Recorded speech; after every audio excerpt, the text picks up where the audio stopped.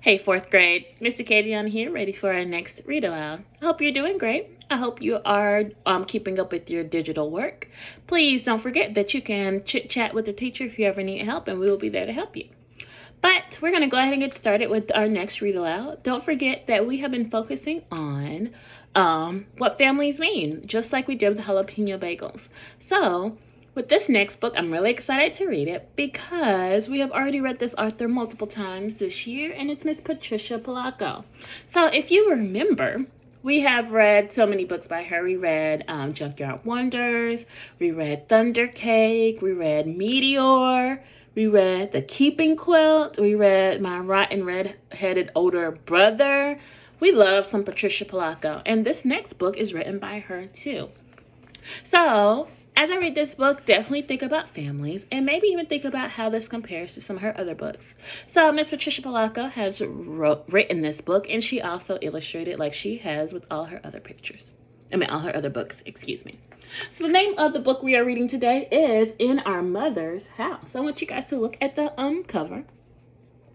So, I want you to get some inferences what this book might be about.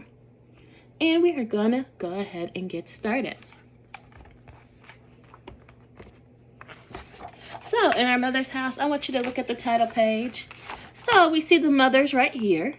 And then they're reading something and it says adoption approved. So, you can go ahead and make an inference on how they have created their family. What were the different steps they might have had to take to have their family. In Our Mother's House by Patricia Polacco. They look super excited.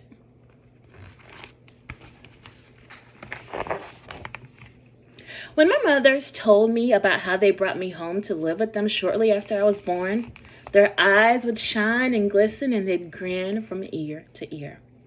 They told me how they had walked across dry, hot deserts, sailed through turbulent seas, flew over tall mountains, and trekked through fierce storms just to bring me home.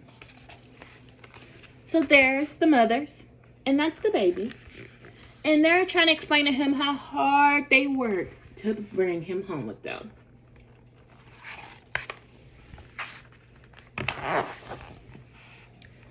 Then they both get tears in their eyes when they tell me what it was like to hold me in their arms for the very first time. 3 years after I was born, my brother Will came to us. He was so tiny, just 3 days old. Then there was Millie. We always kidded that our mothers found her under a lily pad in an enchanted pond deep in a hidden forest.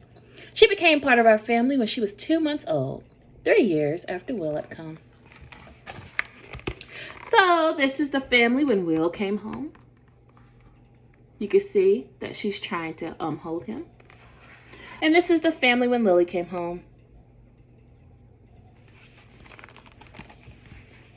So, in case we don't, if you haven't figured it out, they are adopted. Our mothers were so different from each other that all of us often wondered how they found each other at all. Mima was short and stout. Her family was Italian, so she loved to cook. And she loved to sew upstairs in a noisy old machine. Mima was a pediatrician, and whenever any of us got sick, she knew exactly what to do to make us feel better. Marmee was tall and thin. She could fix just about anything and organize everything. She made lists, posted chores on the refrigerator, and kept the house so clean and tidy. We used to kid her that if we got up in the middle of the night to go to the bathroom, she'd make our beds before we could climb back into them. Marmee was a paramedic who rode in an ambulance. Whenever there was any kind of emergency, she always remained calm and took charge. So, here's their family. I'll go slowly. So, I think this is Marmee, the tall and thin one, the paramedic, the one who's super organized. Looks like this is baby Lily. This is Will. And this is our main character who has been narrating. I think her name is Millie. And this is her other mom. What was her name again? Mima. She's a pediatrician, so she's a doctor. This is all of them in their house. Our mothers love to laugh. Mima's whole body shook when she laughed. Marmee laughed almost silently, but she laughed so hard that she'd practically fall down and go limp. Our mother's house was always alive with music, all kinds.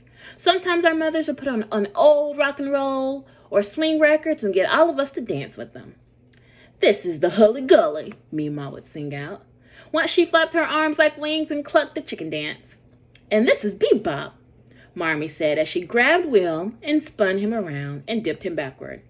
We laughed and laughed. And that's Will.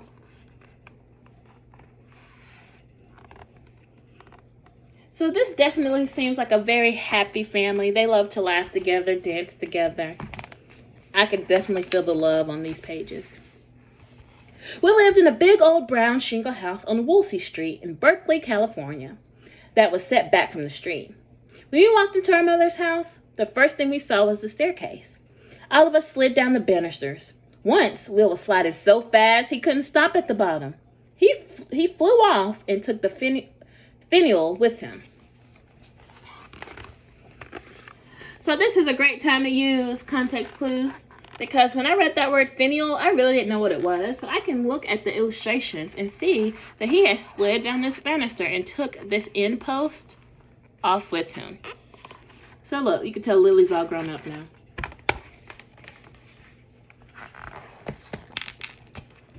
In the living room, the old clinker brick fireplace was the heart of our home. Sometimes Marmee and Mima had popcorn in it, and we'd all sit, eat popcorn and apples, and share stories. It was Millie's favorite place to be. I remember when she was about 2.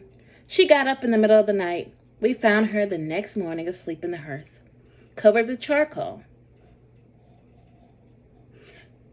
She had taken a piece of charcoal and drawn all over the nearby wall. We couldn't take our eyes off her drawing. It was so beautiful. If we hadn't known it before, we knew then just how magical Millie was. "Well, my little sparrow," Mima finally whispered, "looks like you're a magnificent artist."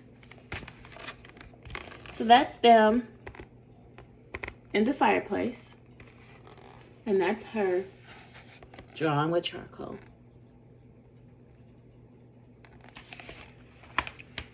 So earlier I said that this was the older girl was Millie. I was confused. That's why I made that face. The younger girl is Millie. I'm just now, I'm getting it together. So let me be clear. Man. So this is Marmee, Mima, Will, our narrator, who doesn't have a name, I don't think, and Millie, the youngest girl.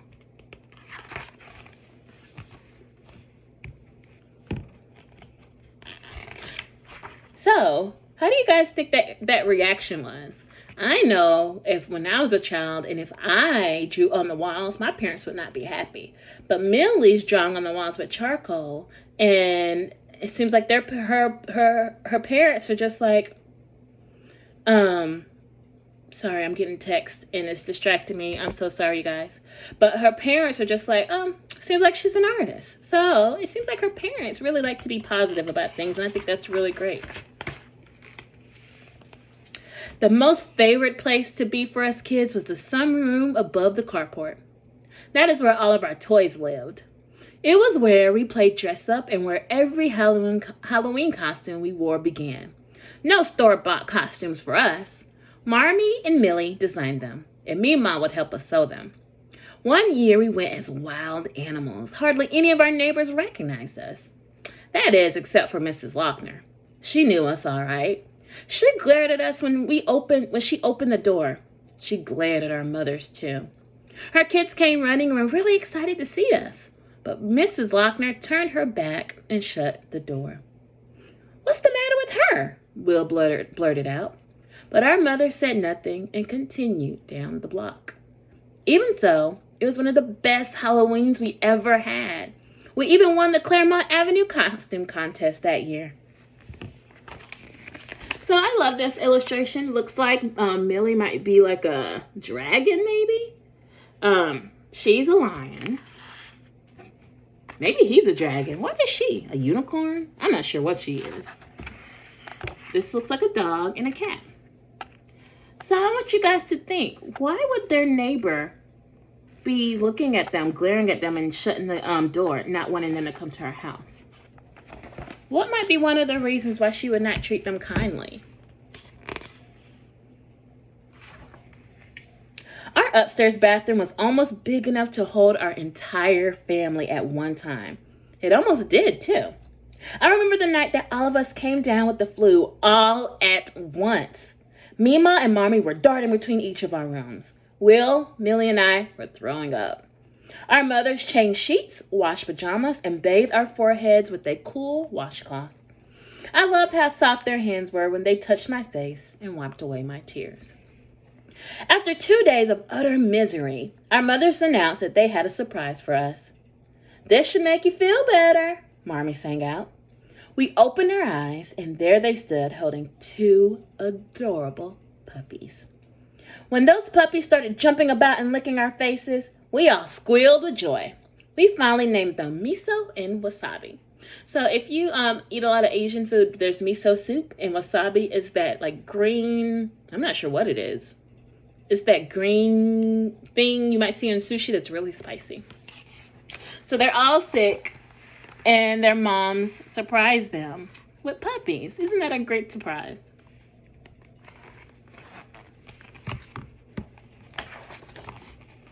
One of the best things about our mother's house was the tree house that we built in the backyard.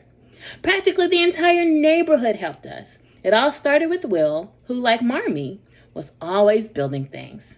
One Saturday, he found some plans for a treehouse in a magazine and went to her. It took several weekends to finish, but the Saturday that we did finish it, everyone stood in a circle around the treehouse. Marmee and Mima broke a bottle of soda over the door jamb and named the house Thistle House. That night, all of us kids got to sleep there. Even the Lochner kids were invited. But their parents came and got them. They barely spoke to us, just pulled them down the driveway. They just plain didn't like us, I guess. I couldn't quite understand why. We always tried to be respectful and friendly, the way our mothers taught us to be. So I love this picture because you see the whole neighborhood is helping them build the treehouse. You see miso and wasabi. Somebody's even grilling. It looks like she just got off of work and she's helping. Like everyone's having fun in the neighborhood to help build the treehouse. But Miss Lochner, for some reason, anytime her kids are with this family, she is not happy, even though the kids are respectful and friendly. The kitchen in our mother's house was the center of everything that was happening in our household. The kitchen doorway was where us kids got measured each year. Mima and Marmee's handwriting is still there, even now. And all of our family holidays began in the kitchen. Our grandparents, aunts, uncles, and cousins usually came for the weekend. Our Italian grandpa, our Nono, was in charge of cooking. We all loved gnocchi. So this is Will. As you can tell, they're all getting a little older. There's Miso and Wasabi. There's their family coming to their house. And on this side, you can see that they're getting measured. Do you guys measure? Does any of your parents measure you guys to see how tall you're growing? We'd all help him unload the perfect Roma tomatoes, the oxtails. Oh my gosh, oxtails. I love them. Roma tomatoes, the oxtails, the pork shanks, and the beef brisket. All of these books are making me hungry. We peeled onions. We peeled onions, shaved and diced carrots, and chopped fresh herbs from the garden. Is it herbs? Herbs. Sorry, you guys. After the sauce had been cooking for most of the day, all of us stood at the kitchen island. No made a well in the middle of a hill of flour and broke several eggs into it. Then he riced very hot boiled potatoes right into the flour well.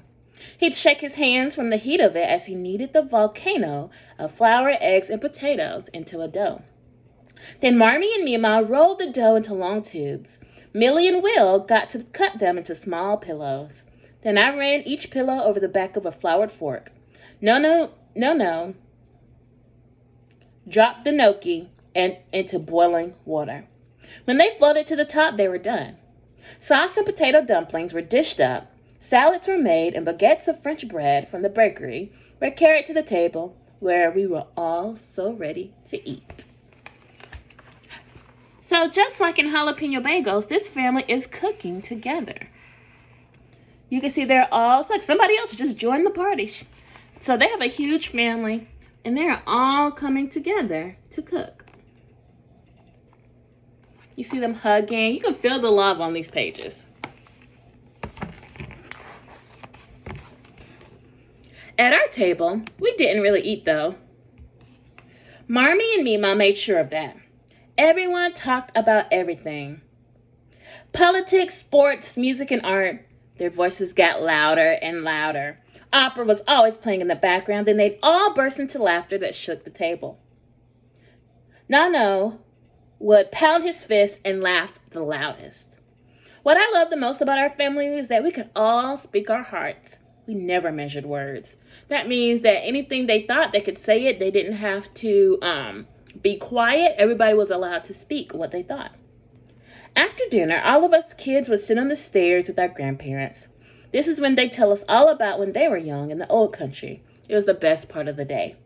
Marmee and Mima would listen in and smile. So it seems like it's Christmas time. And that's the pets. That's them all sitting on the staircase.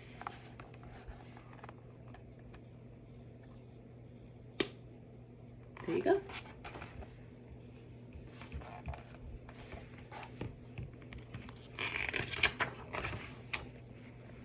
One of the niftiest things that happened in our neighborhood was the Woolsey Street Block Party. Marmee organized it. It became a tradition. For the first one, Millie and I made all the invitations by hand, and Mima took us around to deliver them from door to door. Uh-oh, who do you guys think they're about to deliver to? Everyone was invited. When we stopped at the Lochner's house, their mother glared at us, the way she always did. Why doesn't that lady like us, Mima? I asked my mother. She just smiled at me and hugged me up.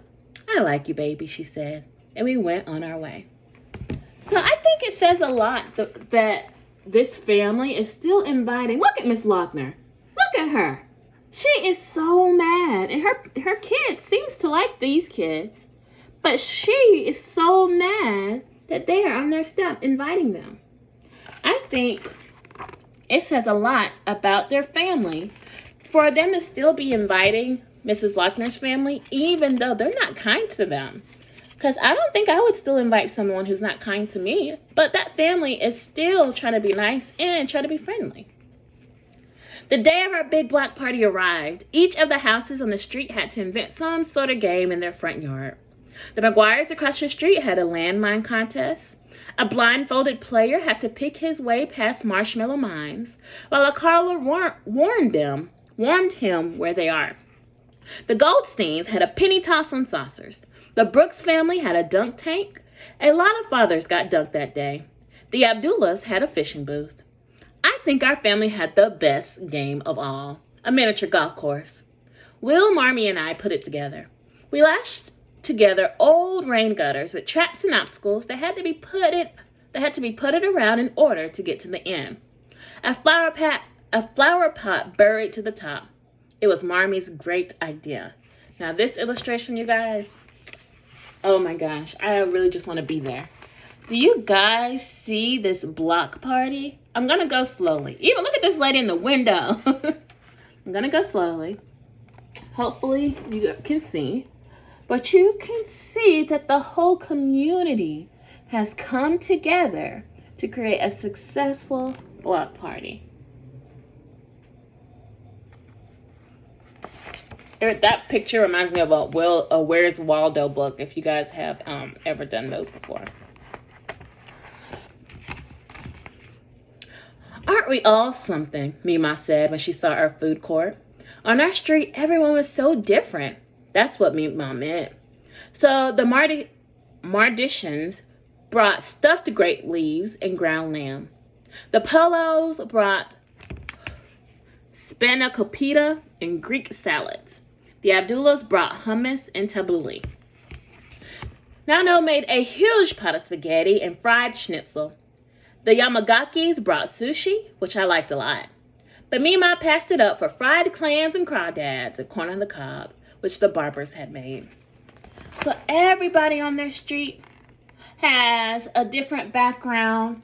This reminds me of jalapeno bagels because everybody's bringing things from their culture to share at their food court. Because everybody's family is different. At the end of the day, when everyone was cleaning up and getting ready to sit in our backyard and just talk, Mima looked up to see Mrs. Lochner coming down the street.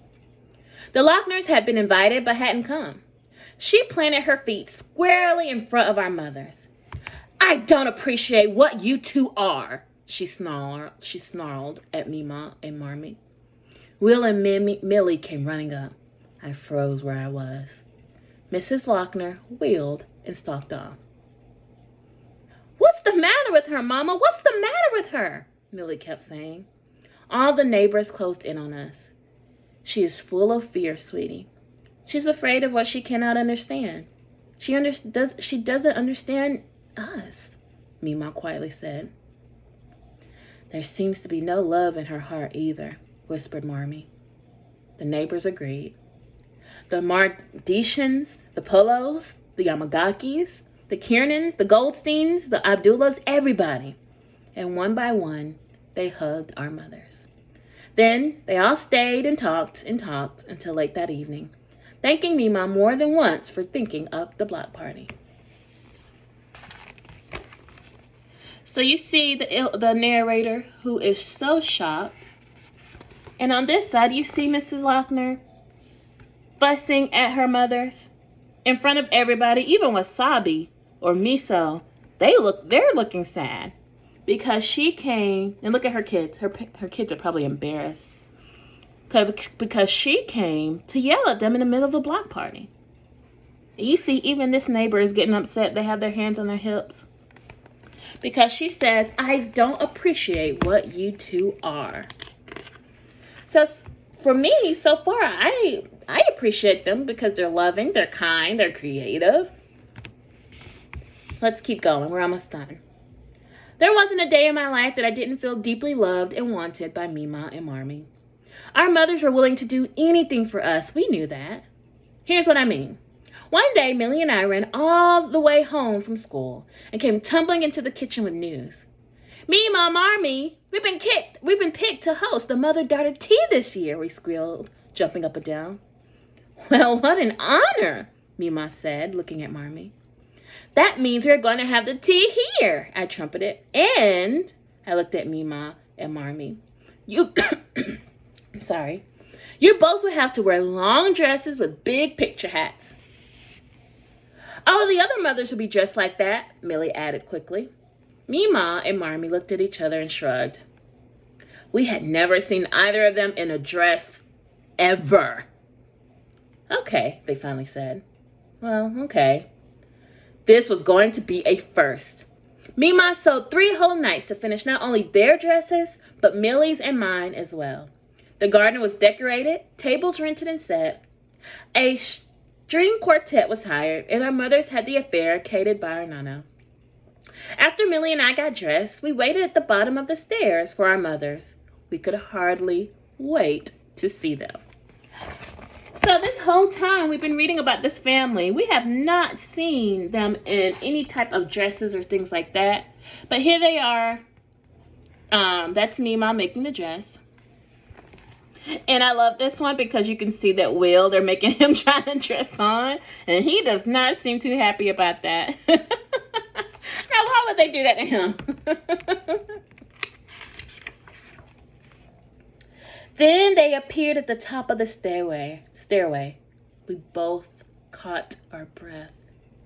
They floated down like shimmering swans. As uncomfortable as they must have been, they looked beautiful. The tea was glorious. Everybody commented on how elegant everything was. My heart still skips a beat when I think of the two of them trying so hard to please us in those awkward, sweeping, ridiculous dresses. How we love them for doing this just for us.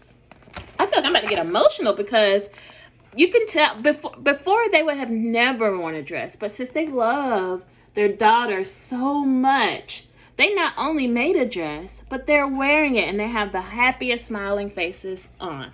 So that's our narrator. That's Mima. That's Millie. And that's Marmee. That is just so sweet. You guys, look at Millie's face. Oh, gosh. From the day we entered our mother's house, they prepared us for the day that we would leave it. I was the first when I left to go away to medical school. Then Will left to study engineering. Our Millie went all the way to New York to become a fashion designer. So I'm going to pause right there because if you remember, Will was really handy and good at building things. So doesn't that make sense that he would be an engineer? And you remember Millie was really liked art because she was drawing on the wall with charcoal, and now she's a fashion designer. So, of course, our hearts never left our mother's house. And over the years, Will, Millie, and I returned to be married in the garden back under Thistle House, which is their tree house. I love these illustrations because you see our main character. That's she's getting married. This is Will married. This is Millie married.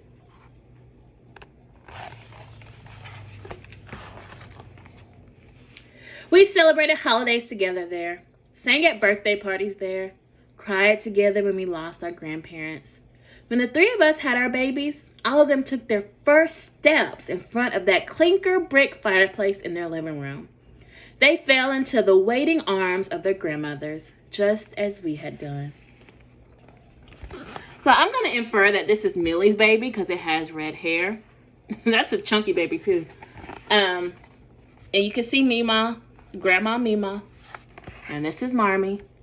And that's them in front of that fireplace.